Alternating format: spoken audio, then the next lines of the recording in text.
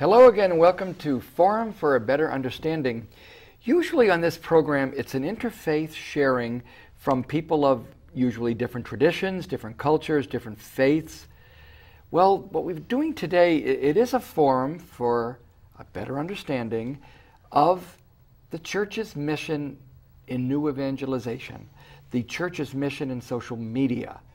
And we hope you enjoyed last week's program. Or if you didn't, you can go to YouTube and check it out at the KNXT.TV website. Now today we brought back the same stars from last week because they were awesome, and we are hoping that we will follow their direction again. We're calling this program Bishops and Bloggers, and we know what bishops are, and last week we actually talked about bloggers, so you should probably know what that means. Our two guests, they've inverted their order in case you're wondering. Right to my left, we have Carson Weber, who comes to us from the Diocese of Sacramento in California. He's a web developer and someone who has helped our diocese through the Office of Catholic Ed and our parish with our website. He also shared last week about a lot of topics that he is quite adept at. And across from us is Lisa Hendy, CatholicMom.com. You know her from our programs here at Channel 49 and from her work at St. Anthony of Padua Parish. And on the KNXT board, she really likes KNXT. I wonder if you could begin again, both of you, Carson first.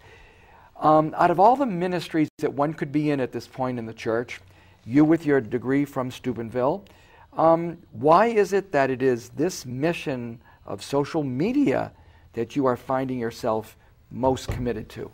Sure. So when I very first graduated from college, I got a job in the parish, and we had about 1,200 families. And then from there, I moved on to the diocese, and we have one diocese and with 107 parishes and up in Sacramento. But really, with social media, you can reach millions of people. And so I have a podcast where I ended up getting 150,000 listeners from around the world. I mean, with new media, it's cheap, it's inexpensive, and the listener base is humongous. And you can make the gospel message known so much easier than through traditional forms of communication. You know, this is why we brought in Carson, so that he would say something like that, to know that one can reach out to a much larger kettle of fish than what we're used to. We could be locked into a box when we could instead be dealing with the universe. Thank you so much for giving us encouragement to move on. Lisa, you brought in Carson. Thank you very much. Tell us about... Do I get a finder's fee? Yes, we'll have you back another time and do another show. But really, tell your own reasons for really staying at this commitment, and also some of the benefits that you've seen as Carson did. It's a rich field. Sure, Jim. You know, I think one of the reasons that I'm glad I'm here in company of Carson is that Carson is so well educated in the faith. I represent the other side of new media, which is a housewife from Fresno. But you're Notre Dame. Well, you should know a lot. I should, and I'm a cradle Catholic, but some of us need our catechism more than ever these days. And the truth is that it doesn't require a lot of expertise or even a lot of knowledge about your faith to be passionate about it and to want to have a platform to share it with others, and that's what these tools do. And so I hope the people who are out there listening to us today recognize that the same tools that Carson and I access are available to them, and that's what I'm hooked on. I'm hooked on growing in my own faith, using these tools to learn, and then sharing the greatest passion in my life with other people. You know, let's review for those that were there last week, and for the others, at least it'll be an idea of what did they miss, and it will be on the test, trust me. Okay, we discussed Facebook and the possibilities there, Twitter, even the Pope tweets, as they say, blogging, the whole phenomenon that these two are experts in, websites, which Carson develops and enriches, YouTube, which at Channel 49 we're breaking into and are finding a lot of success over YouTube, World Communication Day, the Vatican Bloggers Meeting, and the Vatican's use of social media, its presence there. All of that last week. It's on YouTube already. Go look. Right now, I'd like to open with Carson just saying a little bit about the USCCB and its own platform with its website and what it offers. Then Lisa will tell us some more about how our diocese is actually involved in the USCCB website. But tell us about it in general. Sure. So now we no longer have the excuse, I didn't know it was a holy day of obligation, because it's there on the website, right? You have usccb.org, and you have the bishops are tweeting from on their Twitter handle is USCCB on Twitter. And then they have a Facebook page on Facebook, which you can stay up to date with what the bishops are doing and the various. I know that you have a program or you have videos that are being published through the USCCB's website. Yep. Lisa, do you want to share a little bit on and then that? we'll put a Sure. picture up of Deacon De Leon is on. Well, every day, if you go to the USCCB website, you can not only read the gospel, but you can view a daily video reflection. These are 2 to 3 minute small snippets of video that relate to or provide almost like a daily homily that goes with the liturgy of the word for each day of the week. Our diocese was so blessed to be chosen to film for this entire year, Cycle C, the Sunday Liturgy of the Word. So every day on Sundays, go over to the USCCB website and you'll see, like Deacon Rick, folks from throughout the diocese that are sharing their perspectives on the gospel. You know, because there is such a great group of people, and I don't want to leave any off, I'm going to read off those that are already there on our website, on the USCCB website. You saw Deacon Rick De Leon. We have Deacon Dan Ringe, Deacon Clyde Davis, Sister Joanne Bauer, Father Dan Avila, Teresa Dominguez, Father David Norris, Monsignor Ray Dreiling, Cheryl Sarkeesian, Sister Kathleen Drilling, Lisa Hendy, you've heard of her before, and soon to be there, Father Dan Avila, Deacon John Sapino, and Michael Danks Ferguson for openers. These are some of the people that have volunteered, and if you find yourself with that gift of being able to reflect on a gospel reading for about 90 seconds, join us, call me, let's see if we can get you on. So Lisa, that was a good idea of mentioning that. What about Facebook at USCCB? They've got that, don't they? They do, actually, and they do a beautiful job of using Facebook. I actually had an interesting conversation with the person who heads up that effort about their willingness to provide an opening to comments on their Facebook page, because this puts them in a position to actually kind of be in dialogue with people. And I asked, did that make you nervous, to open up and have this platform where people can ask sometimes very challenging questions? And she was very open about their acceptance of this tool just for that, for the dialogue that it creates, for the learning that's possible there. And that's the best word I've heard. In 2 shows in a row, we heard Vatican dialogue, USCCB dialogue. I'm impressed and I'm happy, because it's great to think that these media are meant to be a medium. It's meant to be a way of a travel, a way to be connected. And if that's what's happening, hip, hip, hooray. It's not just go there to be indoctrinated or trained or learned or educated. It's go there and share, learn, give, come back enriched. It's great dialogue. We're doing dialogue there. The next thing we wanted to look at actually is something, again, that Lisa, you were once again chosen to be part of something awesome. That famous meeting in November of 2012, when I think you couldn't be at a board meeting because you had to be in Washington. Tell us about that, but should we play the clip first? Sure, that'd be great. Okay, why don't we play, Gonzalo, that clip from the Catholic News Service, a very nice service that we're going to take advantage of. I think we're going to buy the membership for this. Let's see what they give us.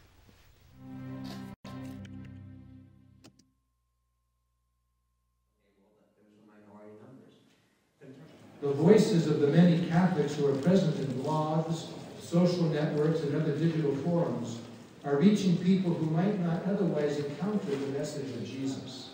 As the U.S. bishops gathered in Baltimore Sunday for their annual fall assembly, several of them sat down with Catholic bloggers. The program, simply called Bishops and Bloggers, was designed to give these internet communicators an opportunity to let the U.S. bishops understand the kind of messages they are trying to get across. He gave the bishops an idea of how the medium can reach a new demographic. Though many of the bishops admitted to being slow to embrace the technology, several have said they see the value of the blogs, interactive communication tools, and social networks.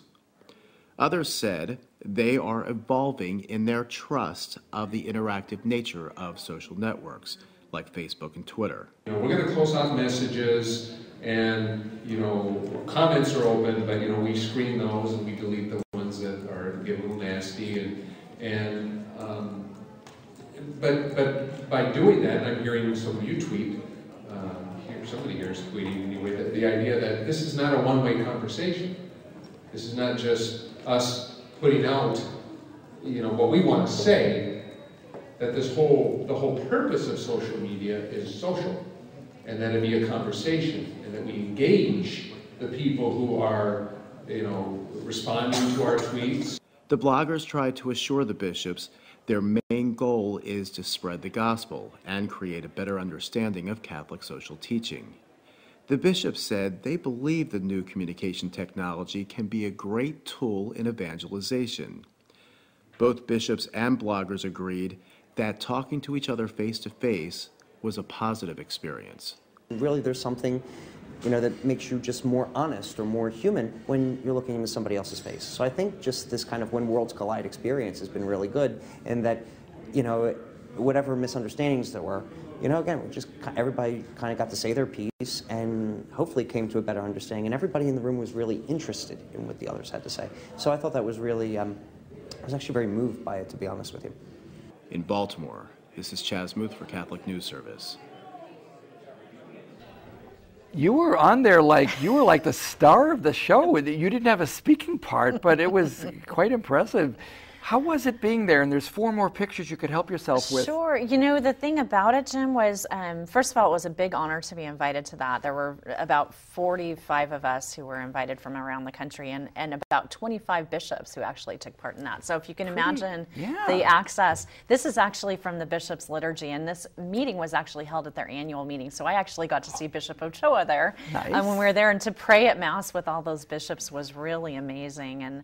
And I don't know what other photos. Oh, yeah. Well, this is, again, the bishop's Twitter stream. And after this event, we knew that several new bishops jumped onto Twitter. And one of the bishops that you saw presenting, Bishop Christopher Coyne, is a great example. He tweets at Bishop Coyne, and you can follow him every morning for daily Twitter homilies. So he gives 3 or 4 tweets each morning related to the Liturgy of the Word. These are 2 of our most famous bishops, archbishops, Chaput and our Archbishop Gomez from Los Angeles, and one of our bloggers meeting them, having that access face to face. And here you see one of our youngest bishops, Bishop Oscar Cantu, at that time of San Antonio, and he's been since elevated to full bishop in South Texas, and a group of us there. So not only did we get to converse with each other, but this access to the bishops to explain to them what we do and to let them know that we want to be on their team, we want to be helping them in the work that they do as well. I just got the signal that we're supposed to take a break, and you know what? That's exactly where we were supposed to take the break anyways. So that was easy, Joe. Thanks very much. We'll be back in 1 minute, and Carson and Lisa will be able to wrap up their final thoughts in the next 10 minutes over what we can be doing and how important it is to be committed to this new evangelization through the efforts of the social media of the Church. Stay tuned. KNXT TV is proud to say thank you to all its viewers who have given their support for over 25 years. And only through your support is KNXT able to provide spiritual and informative programming. Please remember KNXT in your long-term support through wills, bequests, trust, and plan giving. Your gift is important to the future of Catholic television. Help preserve the strength of KNXT's message based on the teachings of Christ. Keep KNXT in your future plans. Welcome to the second half of our program on Bishop bloggers. Carson was saying it seems like 8 years ago that he graduated from Steubenville, and how long ago? 40 years ago. I can't believe it.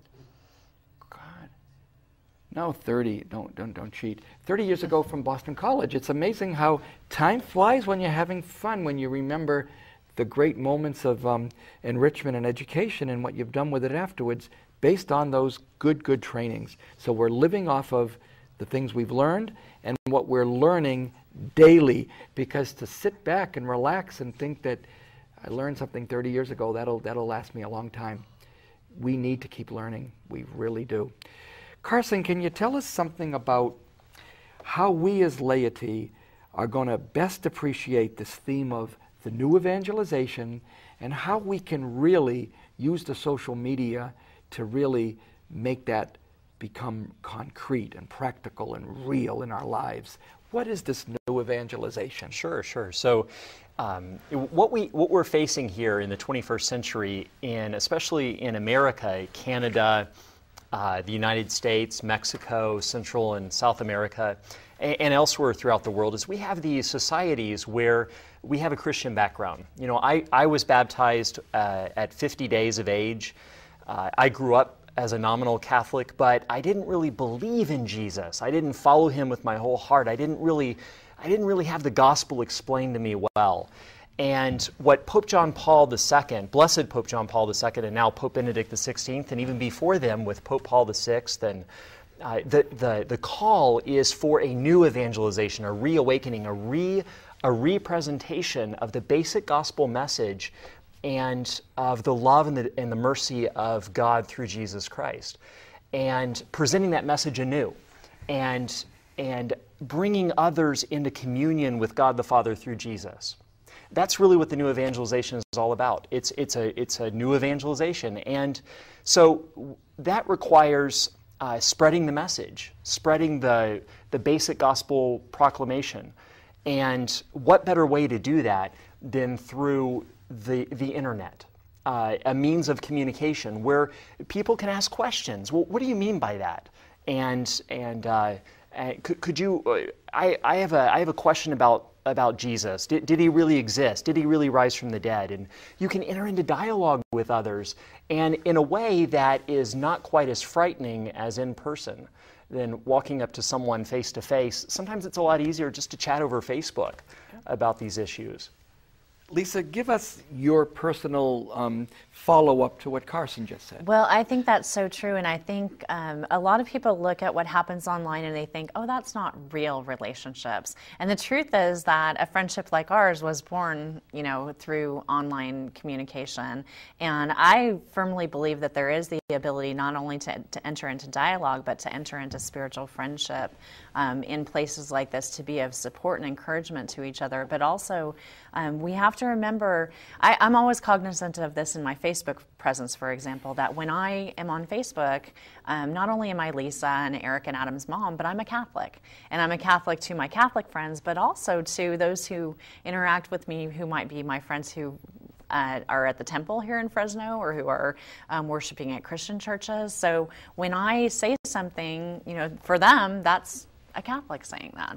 And so there's a responsibility and a sense of awe that comes along with that as well.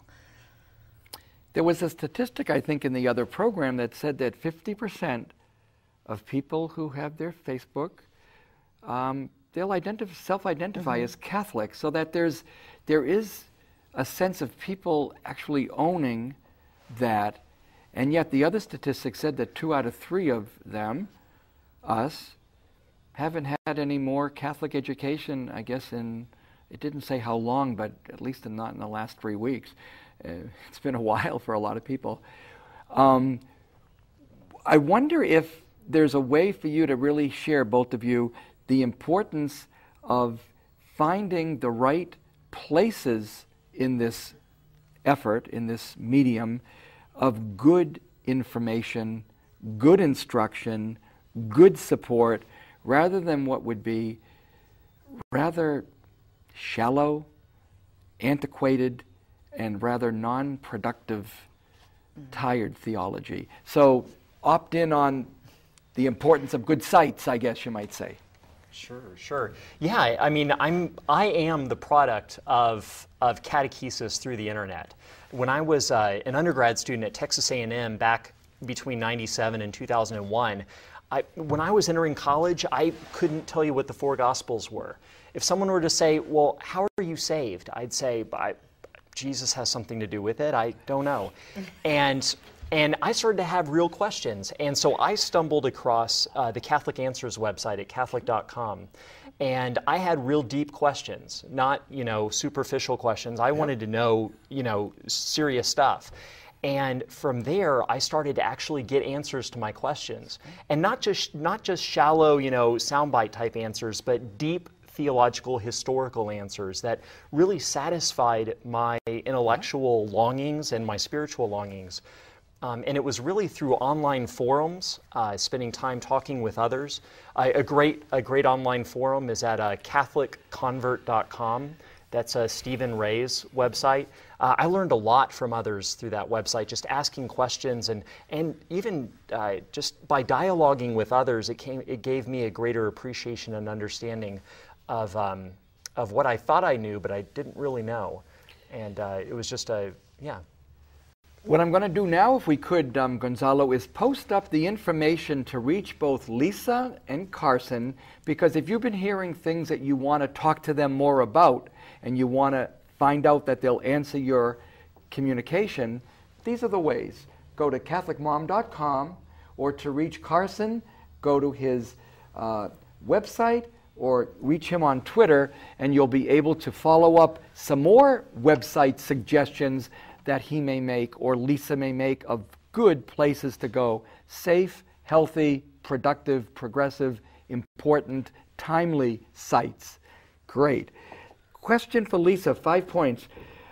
Catholic New Media Celebration and Online Collaboration. What would you like to say about that? It started 6 years ago. We meet every summer in a conference-type setting, Nice. and this is new media enthusiasts literally from around the world. We bring in folks from Europe and from South America and have speakers. We worship together, so it's not just a business setting, but a spiritual setting as well. Where might it be? It's in a different place every summer. We have not yet announced where it is this year, but stay tuned, and we'll be letting you know Where soon. has it been? It's been in Atlanta, in Kansas City, in Boston, in San Antonio, Wow. and where was I'm missing one, but we've that's had good. 5 It's so far. all over the country. Exactly. So It's- different parts of the country can come together, and it's not just people who are new media professionals, but also people who have an interest in learning, because it's a teaching conference. Oh, this is good. How many attend? Ballpark? Anywhere from 200 to 300 usually every summer, and it's people like Carson and I, all ages. I'm one of the old ladies Everybody's there. welcome. Lots Boy. of priests, sisters. We've got a lot of tweeting and Bishops are now Facebooking showing sisters. up. Yes, we've got bishops coming. Bishop Coyne was there. Boy. And we bring Awesome. in nationally reputed speakers, so it's always a really exciting conference. So to learn more about things like this that we're only getting in the last 5 minutes of the show, be in touch with them. If you needed to be, first of all, in touch with KNXT to say, oh, I saw a show and now I need to follow it up, we'll point you how to reach Lisa and Carson and people like them. Good people, of course. Third, of course, I'm just kidding. Carson to begin and then Lisa to follow. What are some of the big challenges that you would say we are really facing right now? There are challenges in this effort that we're doing in social media now and in the future. What are some of the big challenges we're facing? Yeah, I would say first and foremost, just being present through new media. So many of our parishes don't even have a simple website. Yeah, this is, you know, and so really, the if you're going to want to do good ministry in the church, you need to be present to people, right? In youth ministry, we know that effective youth ministry happens through relational ministry, having relationships with youth. Well, that's true for any ministry. And so if we're going to be present, we need to take that step, take that effort. And so in our personal life, one of the first things we can do is not so much expect our parish to do something, for our parish to get online, but for us, I mean, in a sense, we are the church, right? Every baptized Catholic, I mean, when we get out on Facebook and we share great videos on the faith, or when we share what's going on in our lives, or we check in on Facebook to kind of proclaim that, hey, you know, going to Sunday Mass is important for me. just being present in that way and being a witness just does a lot. It really speaks a lot. Yeah, I like this show a lot, not because it's a great show, but because these two people are really awesome. What you just said was very encouraging to me. If your parish doesn't have it, that's not good, but that's on them. We are the church. Let's do it. In other words, don't find any obstacle that is higher than you. Think of something you in your level can do. And that means become socially present regardless that your parish might not be blessed with a great website, which is sad that we don't have them enough in this diocese, but that's no excuse for the one who could do it to do it on his own or her own. So let's plow on as we can. Lisa, what's next for you, for the church, for all of us in this work of social media? The exciting thing about that question is that we know some of it, but we don't know a lot of it. And the truth is that this type of media keeps evolving, and as soon as we have one thing mastered, then we're on to 3 new sites that all have new tools. And that's so exciting, just as the church throughout the ages has embraced being on the cutting edge of technology to share our faith. Who knows what's out there, and don't wait to be perfect at it. Don't wait to be a perfect person. Share the joy that you have for the faith that you love with the people around you. Jump in. 20 seconds, same question. What's next for you? What's next for us? What's next for us? Really learning what's new. When something comes out, get engaged with it. Just don't feel like you have to go get a master's or a technical degree. Use the tools that are given to you, and get to know them and play with them and just be present. I really want to thank Carson Weber and Lisa Hendy for the 2 last programs that we've done on Channel 49 on the forum. They've given us inspiration and edification and real insight into what is the work of the church for the next generation. Let's join the march. See you next week. God bless.